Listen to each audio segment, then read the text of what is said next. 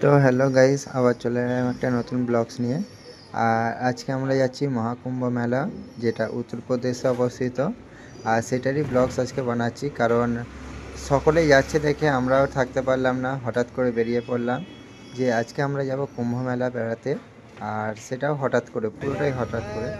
তো এখন দেখতে পাচ্ছি আমরা রয়েছি একটা অটোতে, যে অটোতে আমরা বুকিং বা রিজার্ভ করে নিয়েছিলাম, এবং এখানে আমরা 15 জন আছি। 15 জন মিলে যাচ্ছি মহাকুম্ভ মেলায়। আর সবাই মিলে যাচ্ছি এখন মশাগ্রামের উদ্দেশ্যে। মশাগ্রাম থেকে ট্রেন ধরবো। তো ট্রেন ধরার পর আমরা বেরিয়ে যাব হাওড়া, এবং হাওড়া থেকে প্রয়াগরাজের ট্রেন ধরবো। তো এইটুকুই আমাদের এখন আপাতত প্ল্যান আছে। তো তারপর মশাগ্রামে এসে আমরা একটু চাটা করে নিই, ব্রেক করে নিই, কারণ আমরা দুপুরের দিকে বেরিয়েছিলাম আর এখন প্রায় বিকেল হয়ে গেছে। তো সেই কারণে ভাবলাম একটু চাটা খেয়ে মাইন্ডটা ফ্রেশ করে নিই, কারণ ইতিমধ্যে আমাদের ট্রেনটা বেরিয়ে গেছে। কারণ আমরা ঢুকছিলাম আর অতজন নিয়ে টোটোটায় যখন আসছিলো, তো টোটোর সামনের জায়গা উঠে যাচ্ছিলো, মানে অটো আর কি। তো অটোর সামনের জায়গা উঠে যাচ্ছিলো, সেই কারণে আস্তে আস্তে এলাম। তো চোখের সামনে দিয়ে তিনটে ট্রেনটা বেরিয়ে গেল। এরপর সেই 5টা 15 ট্রেন আছে, 5:30টার সময় ঢুকবে লেট নিয়ে। তো সেই জন্য একটু কিছুক্ষণ অপেক্ষা করে গেলাম। আর 5:30টা ট্রেন এখন অনেকটা দেরি, প্রায় 1.5 ঘন্টার উপর আমাদেরকে বসতে হবে। সেই কারণে একটু ভিডিও বানালাম, দেখছিলাম, গল্প করছিলাম, এই আর কি। তো এইটা হচ্ছে আমাদের সেই মশাগ্রাম স্টেশন, আর এই মশাগ্রাম থেকে আমরা শুরু করব আজকের আমাদের জার্নি প্রয়াগরাজ, আমাদের সেই মহাকুম্ভ মেলা, যার প্রতীক্ষায় এতদিন ছিলাম। কারণ এই প্রয়াগরাজের মেলা আর এই জন্মে আমি তো পাবোই না, আমার ছেলেরা পাবে কিনা তারও সন্দেহ রয়েছে। 144 বছর অন্তর এই কুম্ভ মেলা হয়, মহাকুম্ভ মেলা। তো সেই কারণে ভাবলাম যে এই সুযোগ যখন এসেছে আমাদের জীবনে একবার, তো সেই কারণে চলেই আসি একবার। তো এইটুকুই বলতি, এর মধ্যে একটা আমাদের অঘটন ঘটে গেছে, কারণ ট্রেনে এতটাই ভিড় ছিল যে আমরা যেতে পারিনি। তো সেটা অবশ্যই শেষ পর্যন্ত দেখতে থাকো, কী কারণে যেতে পারিনি, কী হয়েছিল আমাদের সাথে, আর কোথায় থেকেই বা ঘুরে এলাম, সেটাও তোমরা দেখতে থাকো। পুরোটা দেখো, তাহলে সমস্ত কিছু বুঝতে পেরে যাবে। তো এখানে আমরা অনেকক্ষণ অপেক্ষা করার পর 2 ঘন্টা ট্রেনে চড়ে আমরা চলে আসি হাওড়া স্টেশনে। কারণ আমাদের পূর্ব বর্ধমানে ট্রেন থামলো, কিন্তু সেখানে জায়গা পাবো না, সেই জন্য হাওড়ায় চলে আসি। আর হাওড়ায় এসে আমাদের একটু ব্রেকফাস্ট হয়ে যায়, মানে মুড়ি টুড়ি, চানাচুর মুড়ি, ঘুগনি, তারপর শসা গাজর যে যা এনেছিলাম সেসব দিয়ে আর কি মুড়ি খাওয়া হয়। আর মুড়ি খেয়ে তারপর আমরা আসি 9 নম্বর প্ল্যাটফর্মে, যেখানে আমাদের ট্রেনটি অপেক্ষায় ছিলাম। আর হাওড়া স্টেশনে দেখতে পাচ্ছ যে প্রয়াগরাজের জন্য কী হারে ভিড়। এই ভিড়টা মানে সাধারণ তোমরা মোবাইলে দেখে বুঝতে পারবে না, কারণ মোবাইলে শুধুমাত্র আমাদের ফোকাস হচ্ছে সামনের দিকে, কিন্তু এই ভিড়টা সামনে পেছনে চারিদিকে সেম ভিড়। এতটা পরিমাণ ভিড় যে কল্পনার বাইরে। আর এই ভিড়ের জন্যই আমরা পূর্ব বর্ধমান, যে আমাদের বর্ধমান স্টেশন, সেখানে আমরা ট্রেন দাঁড়ালেও চাপতে পাবো না, সিট পাবো না, সেই জন্য হাওড়ায় এলাম। আর হাওড়ায় এসেও সেম অবস্থা। আর একটা কথা মজার হচ্ছে, এই যে লাইনটা দেখতে পাচ্ছ, এই লাইনটা কিসের অ্যাকচুয়ালি লাইন সেটা কেউ জানে না। মানে লাইন দিতে হয় একের পেছনে লাইন ঠিক হয়ে আসছে, কিন্তু কিসের লাইন কেউ জানে না। যাকে জিজ্ঞাসা করছে কিসের লাইন, শুধু বলছে প্রয়াগরাজ যাওয়ার লাইন হতে পারে, কিন্তু সঠিক না। এই হচ্ছে ব্যাপার আর কি। আমরাও আর কি শেষ পর্যন্ত পেছনে গিয়ে দাঁড়ালাম। তারপর যখন ট্রেন ঢুকলো, হুটোপাটি করে ট্রেনের মধ্যে উঠে পড়ি, যে যেমন করে পারি উঠেছি আর কি। আর এতটাই পরিমাণ ভিড় ট্রেনের ভিতরে যে নিঃশ্বাস পর্যন্ত নেওয়া যায়নি। চলো সেটাও তোমাদেরকে দেখাচ্ছি, দেখো। তো এই হচ্ছে আমাদের ট্রেন ঢুকছে, প্রয়াগরাজ স্পেশাল, যেটা আমাদের নেতাজি এক্সপ্রেস। সেই ট্রেন আমাদের হাওড়া স্টেশনে ঢুকছে, এবং এর মধ্যে ভিড়ে হুড়োহুড়িটা লক্ষ্য করো, একটা গেটও কিন্তু খোলা নেই। এমনকি যে আমার সামনে পেছনে চারিদিকে দেখো শুধু ভিড় আর ভিড়। মানে এটা হচ্ছে আমার পিছন দিকটা, আর সামনের দিকটা মানে একদম ভিড়ে ঠাসা, দেখতে পাওয়া যায়নি সামনে কি আছে কি না আছে। চলো, তো ট্রেন ঢুকছে, এখন ট্রেনের অপেক্ষায় রয়েছি। তো এখন দেখো ট্রেন দাঁড়ানোর পর ট্রেনের ভিতরে ওঠার জন্য মানুষের হুড়োহুড়িটা একবার লক্ষ্য করো জাস্ট। মানে কেউ যদি একবার পড়ে যায়, সে ওখান থেকে আর বেঁচে ফিরতে পারবে না, কারণ যে পড়ে গেছে সে পড়েই থাকবে, তাকে তোলার জন্য মানুষের হাতও আসবে না। তো মানে আমরা উঠেছিলাম ফার্স্ট এসি কামরায় উঠে পড়েছিলাম, কিন্তু এসি কামরা থেকে আবার নেমে আমরা জেনারেল কামরার দিকে আসি। তো জেনারেল কামরায় এসে দেখি যে এই অবস্থা, মানে এতটা পরিমাণ ভিড়, মানে চিন্তার বাইরে। মানে মানুষ কিভাবে উঠবে। এমনকি এর মধ্যে বলে রাখি, মানুষ এই ট্রেনের যে এমার্জেন্সি গেটগুলো হয়, যেগুলো রডের জানলা থাকে না, সেখান দিয়ে পর্যন্ত মানুষ ঢুকে যাচ্ছে, চিন্তা করো। এই যে যে লাল রঙের এমার্জেন্সি গেটটা আছে, এখান দিয়ে মানুষ হুড় করে ঢুকছে, যেটা মেন গেট দিয়ে ঢুকতে পারছে না। তো এতক্ষণ তো দেখলে মানে ট্রেনে ওঠার জন্য কি রকম ভিড়, উঠতে পারছিলাম না। এখন ট্রেনের ভিতরে যা হোক করে উঠেছি, তো মানুষের মুখগুলো দেখা যায়নি, মানে আমরা যে নিঃশ্বাস ফেলবো সেইটুকুরও উপায় নেই, এতটা পরিমাণ ভিড়। আর এই ভিড়ের মধ্যে মানুষের একটাই উদ্দেশ্য যে আমি প্রয়াগরাজ যাবো, প্রয়াগরাজে তাদের যে একটা টান, সেই টানে মানে মানুষকে নিয়ে যাচ্ছে। এতটা ভিড় উপেক্ষা করে মানুষ যে যাচ্ছে, এটাই অনেক বড় ব্যাপার।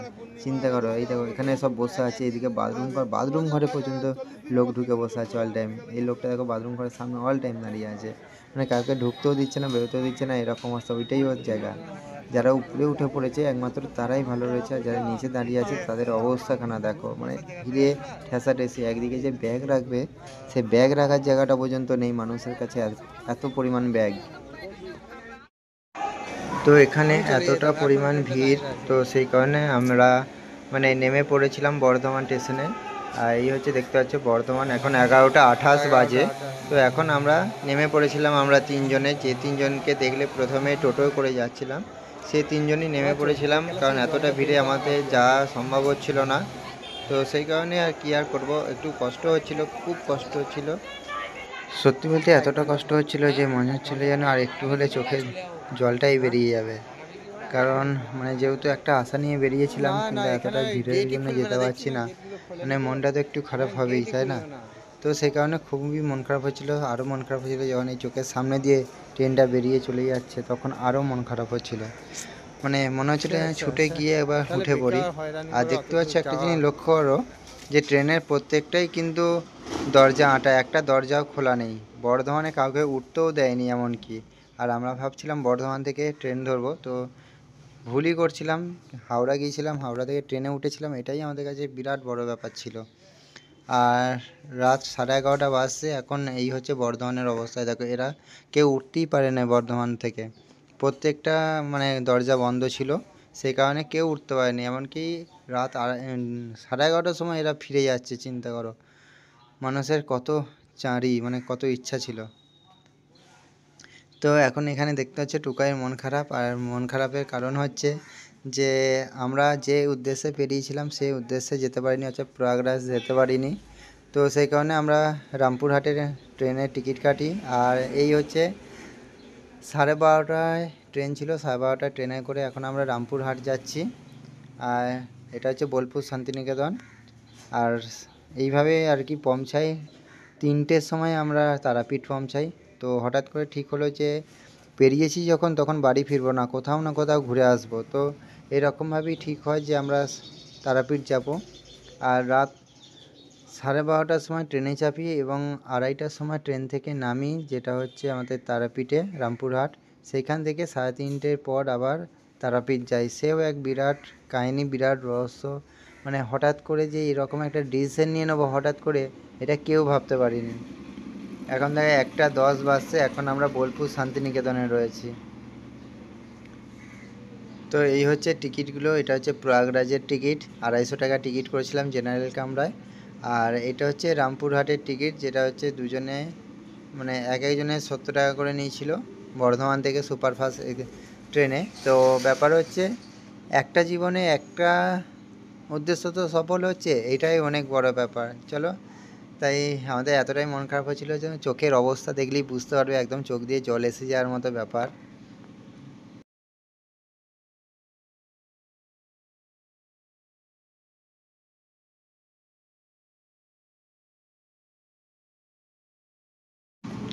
তো এটা হচ্ছে সাঁইথিয়া স্টেশন থেকে একটুখানি পেরিয়ে আসার পর। আর রাতের মাঘী পূর্ণিমার দিন আমরা প্রয়াগরাজের উদ্দেশ্যে বেরিয়েছিলাম। দেখো মাঘী পূর্ণিমার চাঁদ কত সুন্দর উঠেছে, আর আমরা সেই চাঁদকে এতটা মিস করছি যে প্রয়াগরাজ যেতে পারিনি। তো রাতের অন্ধকার এই হচ্ছে এখানে, এখানে তোমার সিগনাল পড়েছিল, সেই জন্য ট্রেনটা একটু দাঁড়িয়েছিল। আর রাতের অন্ধকারটা সত্যি দারুণ লাগছিল, উপরন্তু চাঁদের আলো, মানে পূর্ণিমা চাঁদের আলো যেন ঝলসানো রুটি, পুরো সেই রকমই মনে হচ্ছিল, দারুণ লাগলো।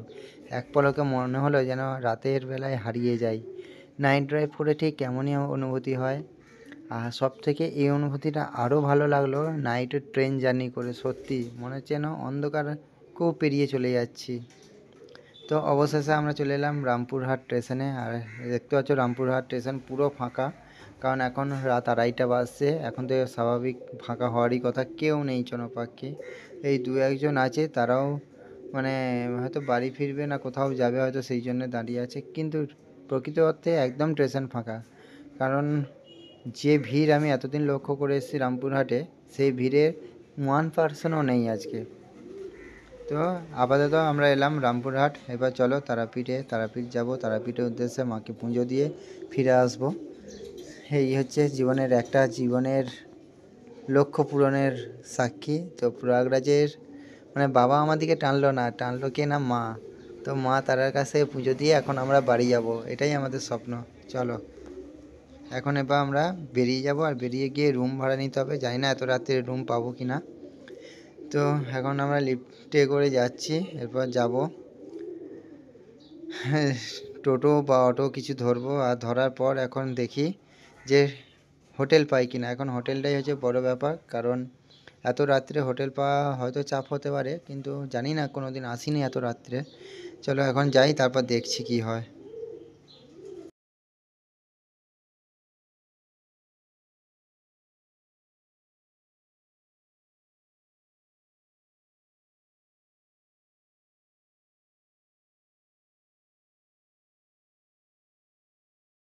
তো এই হচ্ছে রামপুরহাট স্টেশন। আর সত্যি এর রাতের সৌন্দর্যটা মারাত্মক লেভেলের সুন্দর, এত সুন্দর লাইট। আর এখন দেখো রাত 2:30 বাজছে, তবুও মানে লোক আছে, এটাই আমাদের কাছে অনেক। 2:23 মানে 2:30, ধরো 2:30টার সময় আমরা রামপুরহাটে নেমেছি, মানে জাস্ট অসাধারণ লাগছে। তারপর আমরা রুমে চলে আসি, কোনো খোঁজাখুঁজি করি না, একদম প্রথমেই যে আমাদেরকে আসে সেখানেই চলে যাই, কারণ এত রাত্রে রুম পাওয়া এমনিই মুশকিল। তো সেই কারণে একদম ডাইরেক্ট রুমে চলে আসি। আর আমাদের কাছ থেকে এখানে 800 টাকা রেট নেয়, 3 জনে থাকবো, এমনকি গিজার সমেত। আর রুম পুরো পরিষ্কার। আর রুম হচ্ছে অনন্যা হোটেল। তো পরিষ্কার পরিচ্ছন্ন, দারুণ হোটেল, এইটুকু আমি বলতে পারি, কারণ এর আগে যতগুলো হোটেল গেছি তার থেকে এই হোটেলটা যেন বেশি সুন্দর। দেখতে পাচ্ছি একদম ঝকঝক করছে হোটেল। আর এমনকি বাথরুম পর্যন্ত পরিষ্কার, সমস্ত কিছু একদম ওকে। আমি তো এক চান্সেই মানে পছন্দ হয়ে গেছে, তার জন্য 800 টাকা কোনো মাইন্ড করলাম না। বাথরুম, ড্রেসিং, একদম সমস্ত কিছু, এমনকি গিজার, মানে এগুলো সত্যি অন্যান্য হোটেলে অপরিষ্কার থাকে আর কি। তো এটা হচ্ছে পরের দিন সকালে, অর্থাৎ পরের দিন সকাল ঠিক নয়, আমরা জাস্ট রাত্রে এসেছি। আমি 5-10 মিনিটের রেস্ট নিয়েছি, তারপরেই আবার চান টান করে বেরিয়ে পড়েছি। এখন দেখতে পাচ্ছ 6টা বাজছে, 6টা 2। তার মানে আমরা রাত 2:30টায় ঢুকে হোটেল থেকে ট্রেন থেকে নেমেছিলাম, তারপর এসেছি, এসে রুম ভাড়া নিয়েছি, প্রায় 4টে বেজে গেছে। তো এবং 5টায় উঠেছি, 1 ঘন্টা রেস্ট নিয়েছি, 5টায় উঠে চান টান করে আবার বেরিয়ে গেছি তারা মায়ের কাছে পুজো দেওয়ার উদ্দেশ্যে। আর সকালবেলায় দেখো 6টা বাজছে, রাস্তা এখনও ফাঁকা, কিন্তু চলো তোমাদেরকে দেখাচ্ছি তারাপীঠের প্রাঙ্গণে কতটা ভিড়, চিন্তা করতে পারবে না। আমরা ভেবেছিলাম যে এখন মাধ্যমিকের পরীক্ষা চলছে, তো সেই হিসাবে তারা মায়ের কাছে ভিড় একটু কম হবে, কারণ যারা মাধ্যমিক ব্যাচ আছে তারা অতটা আসবে না। কিন্তু আমার পুরো প্ল্যান, আমার পুরো চিন্তাভাবনা উল্টে, একদম মানে উল্টো চিন্তাভাবনা। এতটা পরিমাণ ভিড় আমি জীবনে দেখিনি ভাই। আমি তারাপীঠ গেছি 6 থেকে 8 বার তারাপীঠ গেছি, তার মধ্যে জীবনে এই প্রথম ভিড় আমি এটা লক্ষ্য করলাম। চলো তারাপীঠের ভিড়টা তোমাদেরকে দেখাই। এই যে এটা হচ্ছে তারাপীঠের ভিড়। তারাপীঠের মন্দিরটা হচ্ছে ডান দিকে, দেখো এই গাছগুলোর ওই দিকে আর কি তারাপীঠের মন্দির। আর ওখান থেকে ঘুরে ঘুরে আসছে, শুধু ঘুরে ঘুরে আসছে না, একই জায়গায় তোমার 5বার 6বার করে মানে ঘোরাচ্ছে। তো জেনারেল লাইনে এটা, মানে এতটা পরিমাণ ভিড় মানে জীবনে কল্পনা করিনি। আর সবথেকে বড় ব্যাপার হচ্ছে এখান থেকে আমাদেরকে রুম ছেড়ে দেওয়ার টাইম দিয়েছিল 11টার সময়। আর এখন যা ভিড় আছে প্রায় 5 ঘন্টা আরামসে লেগে যাবে। সেই জন্য কী করি যে রুমে যদি আমরা 11টার পর যাই তাহলে কিন্তু রুমের ভাড়া আবার দিতে হবে। আর এখানেও যদি আমরা লাইনে দাঁড়াই তাহলেও কিন্তু আমাদের 5 ঘন্টা প্রায় লেগেই যাবে। তো সেই কারণে কিছুক্ষণ লাইনে দাঁড়ানোর পর সিদ্ধান্ত নিলাম যে যা হয় হবে, এত লাইন দিয়ে দেখবো না। যেহেতু প্রয়াগরাজ যেতে পারিনি, একটাই মন খারাপ, আর এখানে মা তারাকেও দেখতে পাবো না, সেই কারণে আমরা ভিআইপি টিকিট কাটি। আর এই দেখো এই হচ্ছে লাইন, জেনারেল লাইন থেকে এরপর আমি বেরিয়ে যাব, আর বেরিয়ে গিয়ে ভিআইপি লাইনে টিকিট কাটবো। ভিআইপি লাইনে 500 টাকা বর্তমানে টিকিট, আর সেই 500 টাকা টিকিট কেটে তারা মায়ের পুজো দিয়ে তারপর বেরোবো, কারণ জীবনে একটা লক্ষ্য অন্তত পূরণ আমি করবো। এই ছিল আজকের আমার মানে জেদ, যেহেতু প্রয়াগ যেতে পারিনি। তো এখানে দেখো এতটা পরিমাণ ভিড়, কিন্তু জেনারেলে আমি সেই 6টায় আমাকে তোমাদেরকে ঘড়ি দেখালাম, আর এখন বাসে 7টা 23। তো মানে 1.5 ঘন্টা লাইন দিয়েও আমি লাইন পাইনি, সেই কারণে ভিআইপিতে টিকিট কেটে পুজো দিলাম। এমনকি শুধু তাই নয়, ভিআইপিতেও প্রায় 1 ঘন্টা দাঁড়াতে হয়েছে, তারপর পুজো দিতে পেরেছি। কারণ এতটা ভিড় থেকে সকলেই কিন্তু ভিআইপি লাইনে চলে যাচ্ছিল। 8:52 মানে 9টা বাজছে, 7:30 থেকে 9টা 1.5 ঘন্টা লাইনে দাঁড়িয়ে, ভিআইপি লাইনে 1.5 ঘন্টা দাঁড়িয়েছি, চিন্তা করে। তারপর পুজো দিয়েছি, তারপর বাড়ি যাব, বাড়ির উদ্দেশ্যে যাব, হোটেল ছেড়ে দেবো। আর এখানে খাওয়া দাওয়া করবো ভেবেছিলাম, কিন্তু খাওয়া দাওয়া করিনি, কারণ আমাদেরকে রুম ছাড়তে হতো, নানা রকম কাজ ছিল, বাড়ি যেতে হতো। বাড়ি থেকেও বলিনি যে তারাপীঠ যাচ্ছি বা প্রয়াগ থেকে, মানে এইরকম ব্যাপার হয়েছে, নেমে পড়েছি। তো মন খারাপের জন্য বাড়িতে শুধু বলেছিলাম যে প্রয়াগ যাইনি, আমরা বাড়ি ফিরবো। তো সেই জন্য তাড়াতাড়ি বাড়ি ফেরার জন্য মহাভোগ আর খেতে পারলাম না এবং বাড়ি চলে আসি আমরা। এই হচ্ছে বর্ধমান স্টেশন, বাড়ি ফিরছি। তারপর মশাগ্রাম থেকে ট্রেকারে করে বাড়ি যাই। আর এখানে তোমাদেরকে বলে রাখি, যারা প্রয়াগ যাচ্ছ তাদের উদ্দেশ্যে একটাই কথা বলবো, ট্রেনে গেলে খুব রিক্সে যাবে, কিন্তু সময় নিয়ে যাও।